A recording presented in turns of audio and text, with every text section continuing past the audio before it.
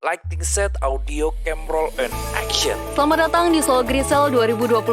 Di sini Anda bisa dapatkan harga termurah se-Indonesia. Caranya cukup dengan belanja sebanyak-banyaknya. Mau diskon gede-gedean? Tinggal pilih barang di gadget kalian. Selesaikan pembayaran, kamu bisa langsung pakai produknya. Bikin nagih tuh diskon. Kumpulin poin sambil arisan. Sambil lari di tempat, asal nggak lari dari kenyataan ya. Sambil nyantai di pinggir kolam. Sambil prospekin calon gebetan. Sambil berangkat kerja. Atau kamu sedang dalam perjalanan. Diskon dan poin bisa didapatkan kapan saja dan di mana saja. Pembayaran bisa dibayar pakai QRIS. Beli jeruk, scan barcode. Penginapan, scan barcode.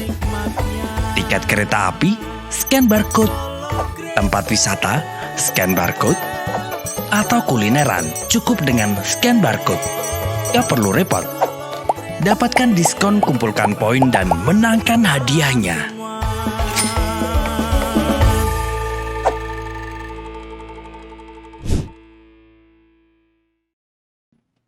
Assalamualaikum semuanya, selamat datang pemirsa Kadin TV. Apa kabar? Jadi kembali lagi di channel YouTube Kadin TV. Kali ini podcast kita akan bahas tentang pemberdayaan UMKM di Indonesia sendiri nih teman-teman. UMKM atau usaha mikro kecil menengah ini memiliki peranan penting nih di perekonomian negara. UMKM ini sebagai penyumbang PPDB terbesar dan menyerap banyak lapangan pekerjaan. Di sisi lain, UMKM juga terindikasi mampu bertahan di dalam krisis-krisis ekonomi. Jadi, di podcast kita telah terdatang nih Ibu Bimala selaku Deputi Bank Indonesia Solo yang memegang pemberdayaan UMKM. Oke, halo Ibu, halo, apa kabar? Baik, sehat selalu Mbak. Terima kasih telah berkenan hadir di podcast kita. Ya, sama-sama, semoga semua kita selalu dalam keadaan sehat ya Mbak Tika ya. Alhamdulillah, semoga amin. Ya Bu. Amin.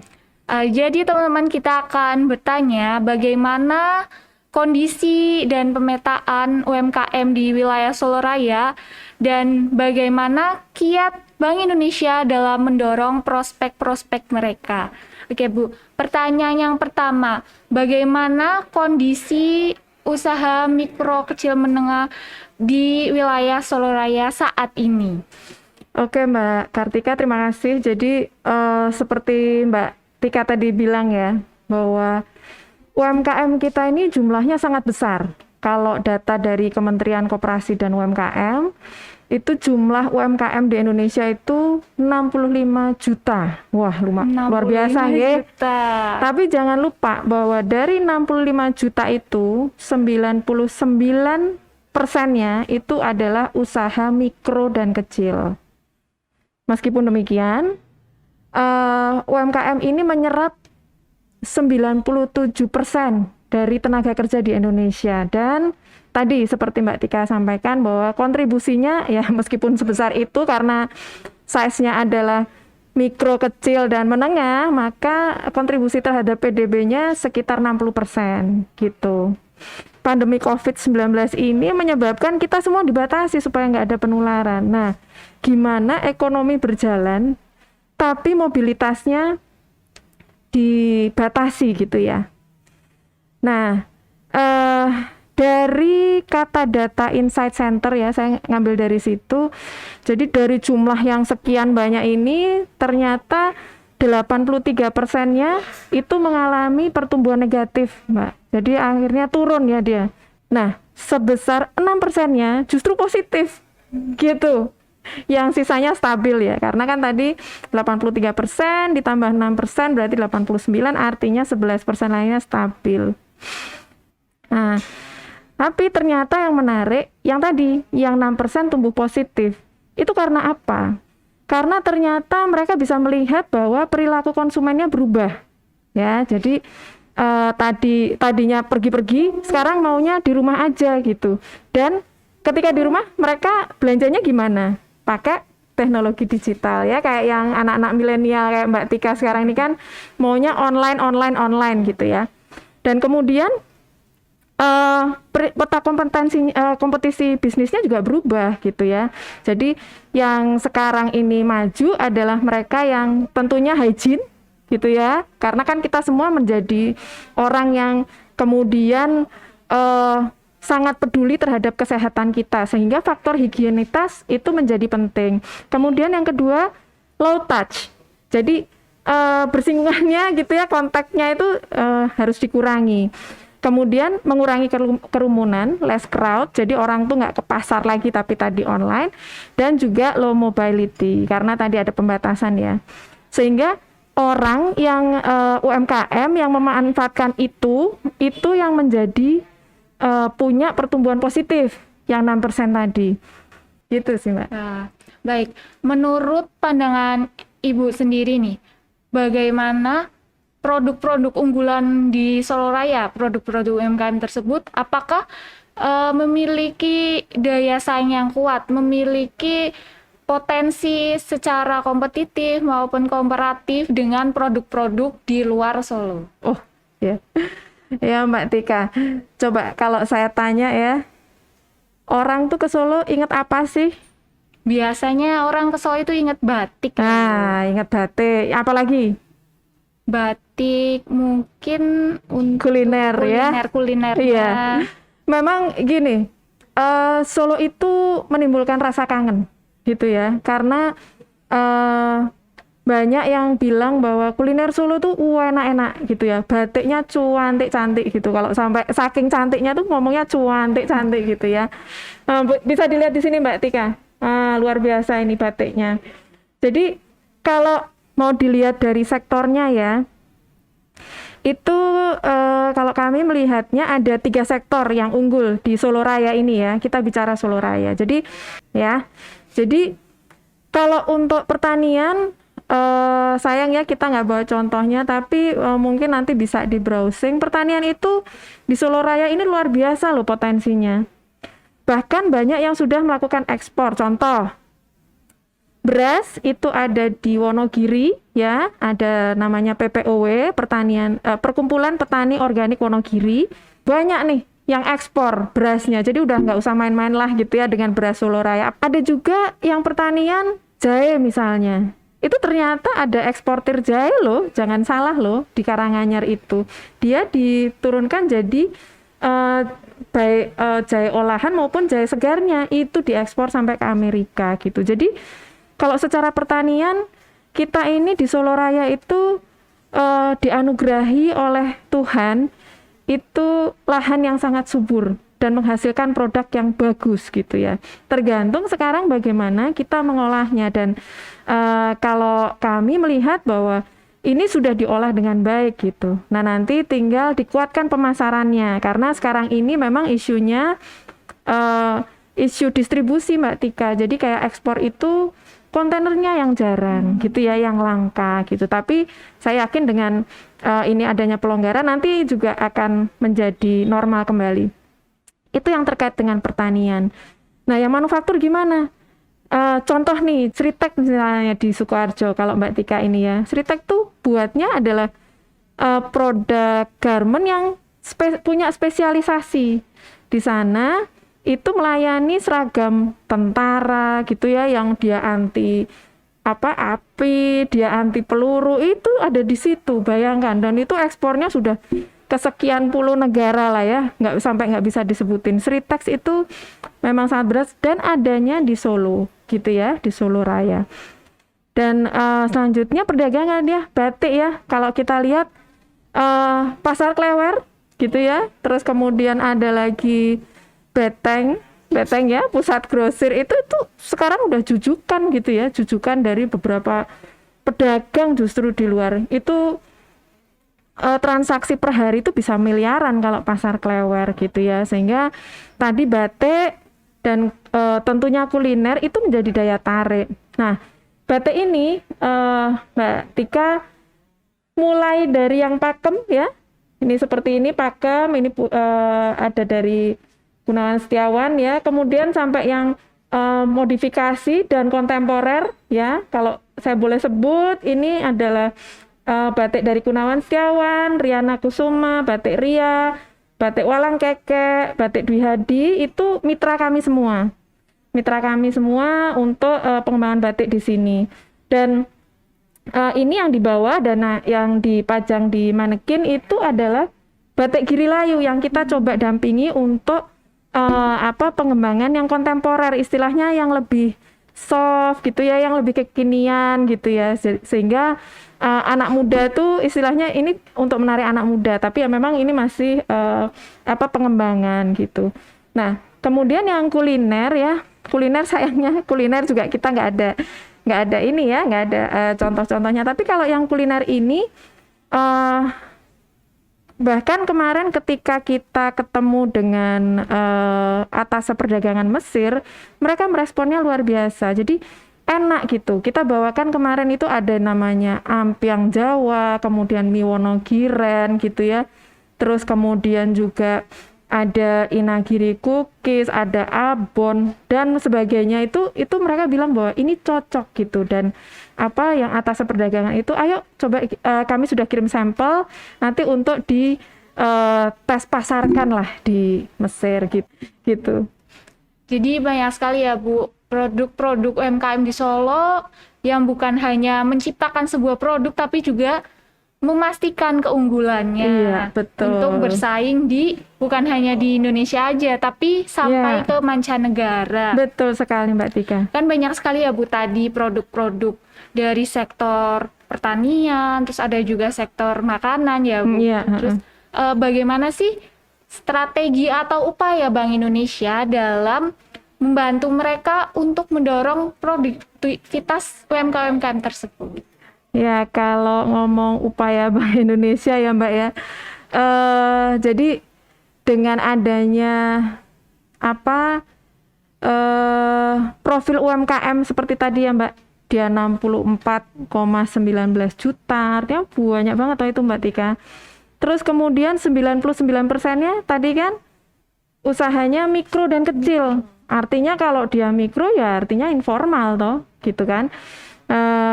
Kemudian tadi menyerapnya tenaga kerja sampai 97%, banyak banget itu, artinya dia padat karya. Nah, Bank Indonesia sebagai salah satu elemen dari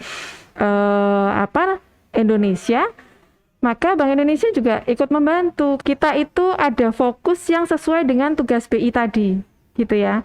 Yang pertama itu terkait dengan klaster ketahanan pangan. Apa sih ketahanan pangan yang seperti saya cerita tadi?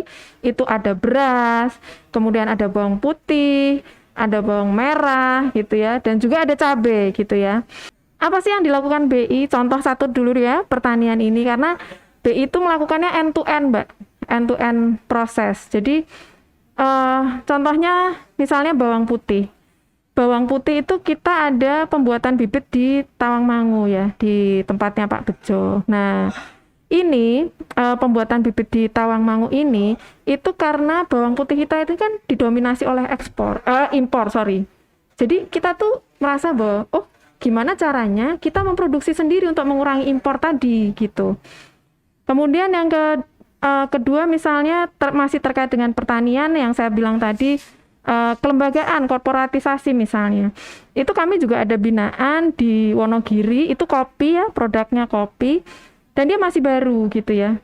Nah, ini dalam korporatisasi ini paling tidak kita itu menata bagaimana kelembagaannya dia yang baik dalam produksinya dan juga untuk bisnisnya, karena ini harus terpisah sehingga mereka membuat semacam koperasi gitu.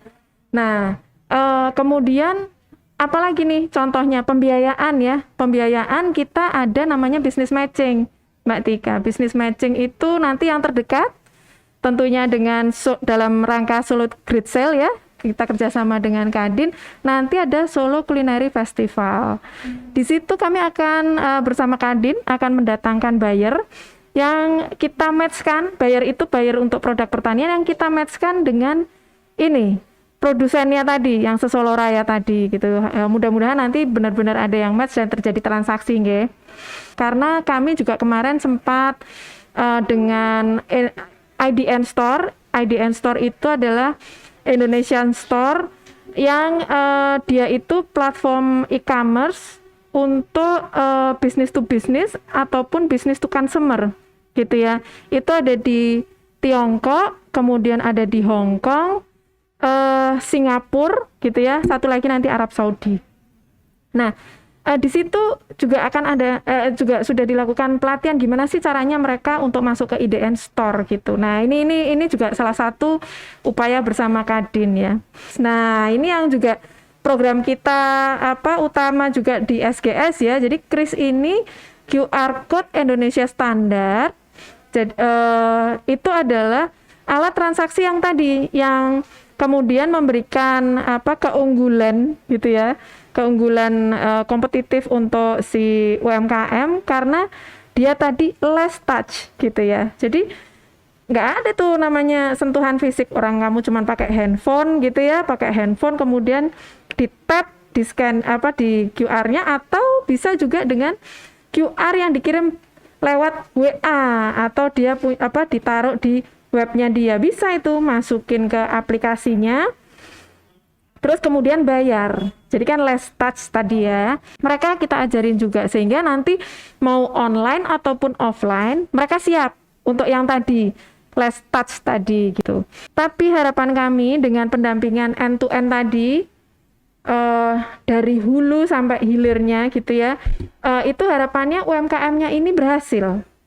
Ketika dia berhasil, harapan kami direplikasi gitu, baik oleh dinas maupun oleh instansi yang punya program pengembangan UMKM lainnya. Sekarang kan bank juga sudah banyak ya yang melakukan pengembangan UMKM, ya sudah replikasi aja gitu. Itu sih kira-kira sedikit upaya BI Solo ya, terutama ya yang terkait dengan pengembangan UMKM, Mbak Tika. Oke, kalau saya lihat ini upaya BI sudah cukup sangat banyak ya Bu, terutama saat pengembangan ekonomi setelah masa pandemi ini. Iya. Dari mulai pembiayaan, pendampingan, sampai pengajaran ke digital, bahkan ikut berperan ya. Oke Bu, kan tadi pemberdayaan melalui dukungan dari Bank Indonesia. Kemudian bentuk sinergi Bank Indonesia kepada stakeholder lain Ibu, misalnya seperti pemerintah kota atau kabupaten Solo Raya, terus BUMN ataupun pihak-pihak seperti pihak swasta gitu. Itu bagaimana Bu? Ya Mbak Tika, seperti yang saya cerita tadi, kayak kita untuk akses pembiayaan, kita punya Kadipaten tadi ya, kolaborasi antar instansi tadi untuk percepatan penyaluran PEN, itu kan kita kerjasama dengan Himbara, Pemkot juga ya, dan juga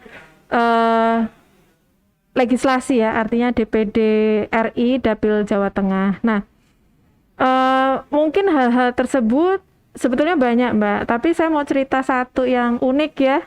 Saya mau cerita satu yang baru saja itu hari Rabu Kamis lalu ya. Rabu Kamis lalu itu kami kerjasama dengan PKK ya. PKK ya Bu, jadi Iya, sampai PKK. ke lini terkecil pun Iya, berperan. loh jangan salah loh. Jadi ibu-ibu itu karena sekarang kan di rumah ya. Jadi ibu-ibu mungkin kebanyakan dulu juga di rumah gitu ya. Tapi di rumah ngapain gitu kan ya. Ternyata mereka punya usaha loh. Kita baru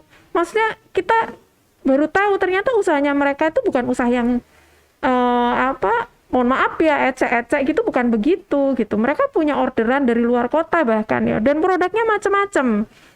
Kemarin itu sangat menarik, mulai dari coklat karakter gitu. Terus ada lagi kue keringnya lucu-lucu semua gitu. Terus kemudian ada lagi yang lucu tuh kemarin tuh Jennifer, jeruk nipis peras gitu katanya gitu ya. Jadi banyak sekali usahanya tuh, dia tuh banyak sekali Mbak Tika. Hanya karena fokusnya bukan di usaha, maka ibu-ibu itu usahanya gitu-gitu aja gitu. ya saya dapat orderan, ya udah saya bikin gini, packagingnya saya bisanya ini gitu. Dan mereka belum banyak yang jualan lewat online ya. Online tuh bukan berarti harus ke marketplace aja loh ya Mbak Tika ya, tapi juga lewat WA yang paling sederhana ya. Ibu-ibu sekarang kan suka lewat Facebook gitu ya. WhatsApp gitu. Nah, kenapa belum? Karena mereka nggak siap gitu kan. Loh, nanti kalau aku orderannya banyak, siapa yang mau ngerjain gitu kan. Maka kemarin kita coba nih supaya memotivasi ibu-ibu ya, kami mendatangkan ahli-ahlinya untuk digital marketing. Pertama digital marketing dulu. Gimana sih caranya foto? Heboh kemarin ibu-ibu. Gini toh foto gitu. Setelah digital marketing tadi, kita juga dalam 2 hari pelatihan itu ya, kita juga mendatangkan untuk branding dan packaging. Gitu. Branding narasumbernya ada sendiri, packagingnya juga ada sendiri. Jadi kalau produknya enak gitu ya, tapi kemasannya nggak bagus, emang kita mau beli gitu kan ya. Sekarang kayak kemasan sangat mempengaruhi juga. Apalagi anak-anak milenial kayak Mbak Tika, wah ini lucu-lucu nih gitu kan ya. Jadi mereka diajarin itu gitu, termasuk branding. Branding itu harus sesuatu yang catchy kan. Jadi sesuatu yang wow gitu ya. Kadang-kadang orang nggak terpikir gitu, namanya kok ini sih gitu, orang yang mencari gitu kan. Jadi istilahnya kesan pertama itu harus ditanamkan gitu. Jadi, dan juga jangan lupa satu, mereka belajar kemarin perizinan gitu. Jadi yang tadi usaha-usaha rumahan ini supaya naik kelas itu kita bekali dengan perizinannya. Kamu harus punya nomor izin berusaha loh gitu kayak. Caranya gimana? Nah, kemarin juga ada dinas DPM PTSP yang hadir untuk ngasih tahu, ibu-ibu kalau mau bikin izin harus A, B, C, D, E gitu. Itu contoh-contoh sinergi ya, dengan sinergi dan kolaborasi dengan stakeholder ya. Kalau untuk yang lain, saya rasa dengan Pemkab sudah banyak, terus kemudian dengan swasta juga ada gitu ya. Dan satu lagi yang saya mau highlight bahwa yang sangat spesial tahun ini kerjasama kami dengan Kadin tentunya di dalam Solo Great Sale ini gitu. Jadi tadi kembali ke yang siapa sih yang bisa memanfaatkan peluang ini gitu ya Mbak Tika untuk tetap tumbuh positif gitu ya usahanya. Dan nanti satu lagi di Solo Culinary Festival, selain business matching tadi yang kita nanti akan datangkan buyer dan di-matchkan dengan kelompok tani ya, kita nanti akan ada pelatihan Mbak Tika. Pelatihannya apa? Pelatihannya adalah kemasan. Kemasan ini itu nanti kita akan lebih spesifik ke kuliner. Karena tadi kita tuh ternyata Solo ini adalah salah satu tujuan kota kuliner. Kuliner kita itu ngangen nih loh. Gitu ya. Kayak apa misalnya? Selat Solo. Selat Solo. Sate buntel.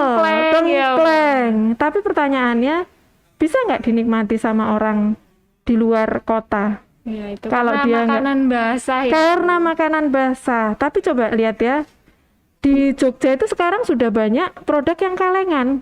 Udah gitu ya. Iya, dan dia kan tahannya lama. Sehingga apa? Sehingga orang bisa menikmati nih yang luar kota. Nah, ini besok kita coba Mbak, tentunya dengan Kadin. Jadi hal-hal ini nanti yang kita harapkan untuk bisa membuat UMKM-nya yang ikut SGS ini naik kelas loh, gitu loh. Jadi nggak sekedar kita great sale saja gitu, tapi harus ada nilai tambah lainnya gitu ya yang didapat oleh UMKM di Solo Great Sale ini, gitu Mbak Tika.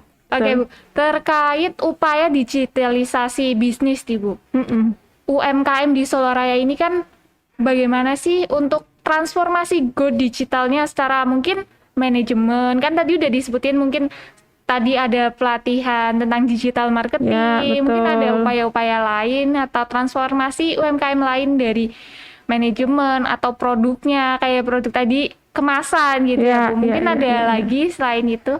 Ya, sebetulnya kalau yang digitalisasi ini Mbak Tika, itu kalau hemat saya ada dua. Kita yang digitalisasi pemasaran dan juga digitalisasi pembayaran. Orang itu sudah peduli dengan transaksi yang less contact gitu. Jadi bersentuhan fisiknya tuh ya jangan banyak-banyak gitu. Mohon maaf ya, uang itu kan Dipegang geser banyak ya. orang ya, Bu. Jadi dia tuh muter aja ke orang ini A, si B, ke si B, si C, si D, nah terus gitu. Nah, meskipun sebetulnya uang itu asalkan kita melakukan protokol kesehatannya dengan benar ya. Jadi setelah pegang uang ya kita cuci tangan, itu enggak apa-apa. Tapi orang lebih sekarang suka yang contactless. Dan juga jangan lupa bagi UMKM, uang itu ketika dia dapat uang palsu Mbak Tika 100.000 lumayan loh, ya kan? Betul. Kris ini enggak, karena langsung uangnya kan ditransfer ke rekeningnya. Jadi untuk risiko dapat uang palsu kecil. Itu mendorong untuk masyarakat menggunakan kris. Karena manfaatnya untuk masyarakat sendiri gitu ya. Nah, yang kedua mengenai digital marketing tadi. Nah, sebetulnya mereka ini mau nggak mau. Dan ini adalah semacam dorongan untuk UMKM pandemi ini ya. Karena kalau mereka diam, mengandalkan yang offline, maka dia akan tergerus. Ini adalah digitalisasi itu adalah sesuatu yang memang harus dilalui sama UMKM. Memang perubahan perilaku akan sangat perlu waktu ya. Saya bukan bilang nggak bisa, tapi perlu waktu. Nah, karena ini sesuatu yang harus dilalui, maka UMKM itu memang tadi harusnya dia tuh kalau memang nggak tahu, maka dia harus cari tahu caranya gimana. Bisa dengan googling ya boleh lah ya, atau dia punya komunitas gitu. Jadi komunitas ini adalah orang-orang yang bisa dia tanya dong gitu. Komunitas bisa macam-macam, kayak ibu-ibu PKK tadi bisa tanya tetangganya kan, caranya gimana sih gitu.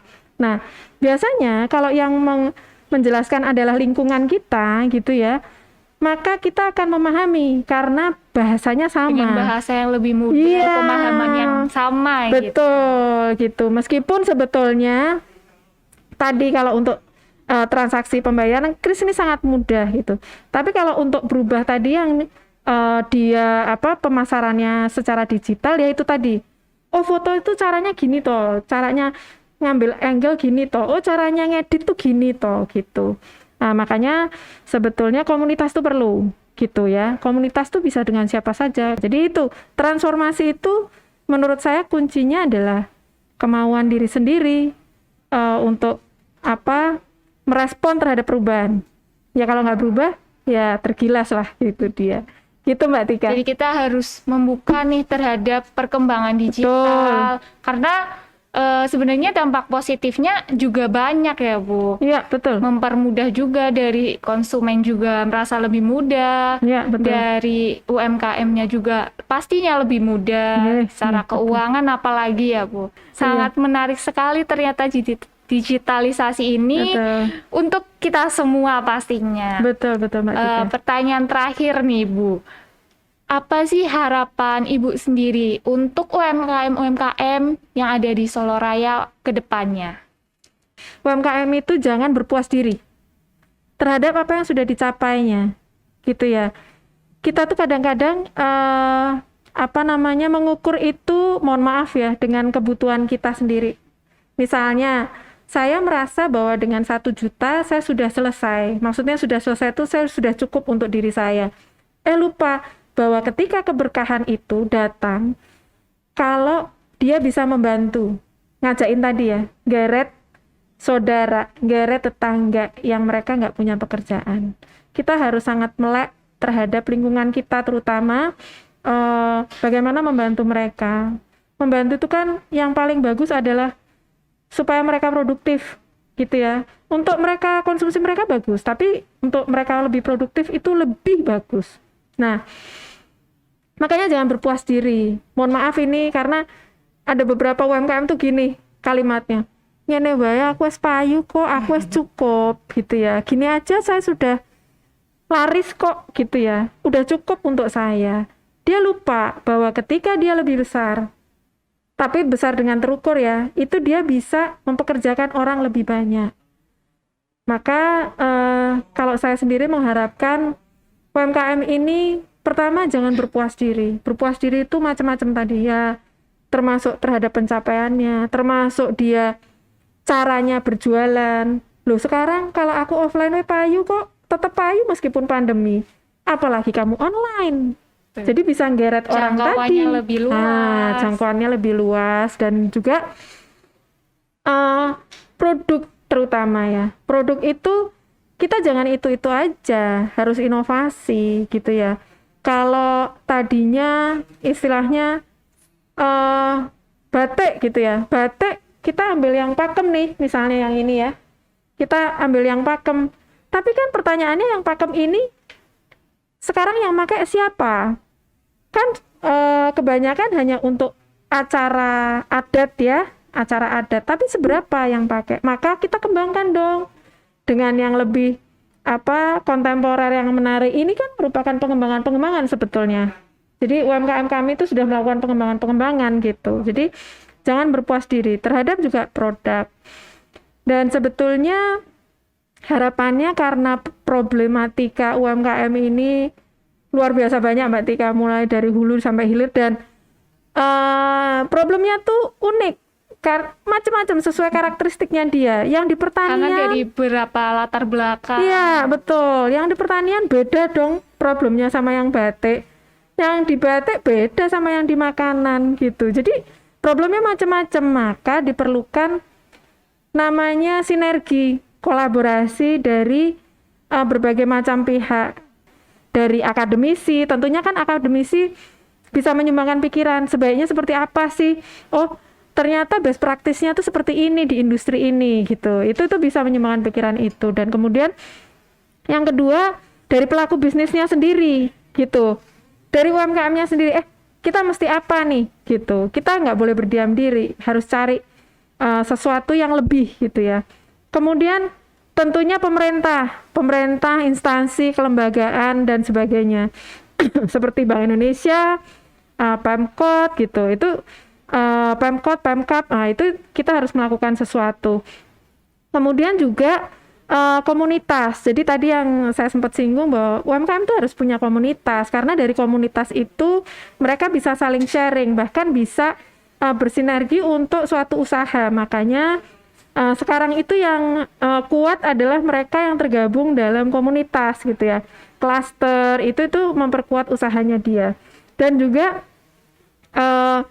satunya lagi yang jangan dilupakan adalah kontribusi media. Nah media ini harusnya ngompori, di sana loh success story-nya seperti ini loh gitu. Jadi kamu harus bisa mereplikasi kayak gini, ceritanya tuh kayak gini loh gitu. Jadi itu yang harus dilakukan gitu Mbak Tika. Bagus sekali ya Bu, ternyata jadi Bank Indonesia, pemerintah dan pihak-pihak lain sudah sangat membantu mensupport UMKM untuk berkembang. Tinggal bagaimana nanti UMKM memanfaatkan wadah dan semua yang ada. Dan saya rasa semuanya akan berjalan lancar seperti yang tadi Ibu bilang, ketika kita bisa bersinergi dari pemerintah, dari mungkin pihak-pihak lain, bahkan mungkin dari kita sendiri ya Bu, mungkin bisa memulai memakai produk UMKM. Iya, harus dong. Karena di dalam sebuah produk itu kita bisa melihat nih, produk itu dibuat oleh banyak orang, menghidupi banyak orang. Betul. Gitu. Jadi kalau saya boleh simpulkan ya Bu, pokoknya UMKM itu harus bisa nih bertransformasi menjadi digital, dan tadi juga mungkin produk QRIS bisa lebih dimanfaatkan dari UMKM-nya maupun dari pihak konsumennya. Juga tadi event-event Solo Raya nih dari Solo Great Sale, terus yang kuliner tadi apa Bu tadi namanya? Solo Culinary Festival. Solo Culinary Festival. Nah, itu juga kita bisa bantu dengan meramaikan acaranya. Betul. Gitu. Betul. Jadi ya betul, semuanya akan berjalan dengan baik dengan bagaimana kita bisa bersinergi. Iya. Intinya kalau kita bisa lakukan sesuatu, lakukanlah meskipun kecil dan lakukan dari sekarang. Betul, wah, bagus sekali Bu. Itu. Iya. Jadi begitu pemirsa, podcast kita. Terima kasih sekali untuk Sama-sama Bu Mbak Tika, Himawat. selalu sehat. Banyak memberi ilmu baru nih dan membuka pandangan kita terhadap UMKM juga dan Amin, bagaimana amin. peran kita juga nih bisa membantu UMKM Amin. lebih baik. Terima Amin, kasih amin. banyak Iya. atas informasi yang diberikan, pengalaman dan semuanya ya Bu. Iya, UMKM tangguh, Indonesia maju. Wah, mantap. Baik, terima kasih semuanya telah menyaksikan video ini. Semoga memberikan banyak manfaat untuk kita semua dan memberikan banyak pengetahuan baru. Dan pastinya jangan lupa untuk subscribe channel Kadin TV dan juga saksikan video-video lainnya. Terima kasih. Saya Kartika selaku host pamit undur diri. Sampai bertemu di video-video Selamat datang selanjutnya. di Terima Slow Grisel kasih. 2021. Di sini Anda bisa dapatkan harga termurah se-Indonesia. Caranya cukup dengan belanja sebanyak-banyaknya. Mau diskon gede-gedean? Tinggal pilih barang di gadget kalian. Selesaikan pembayaran, kamu bisa langsung pakai produknya. Bikin nagih tuh diskon. Kumpulin poin sambil arisan. Sambil lari di tempat, asal nggak lari dari kenyataan ya. Sambil nyantai di pinggir kolam. Sambil prospekin calon gebetan. Sambil berangkat kerja, atau kamu sedang dalam perjalanan, diskon dan poin bisa didapatkan kapan saja dan di mana saja. Pembayaran bisa dibayar pakai QRIS. Beli jeruk, scan barcode. Penginapan, scan barcode. Tiket kereta api, scan barcode. Tempat wisata, scan barcode.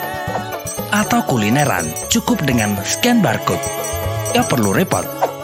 Dapatkan diskon, kumpulkan poin, dan menangkan hadiahnya.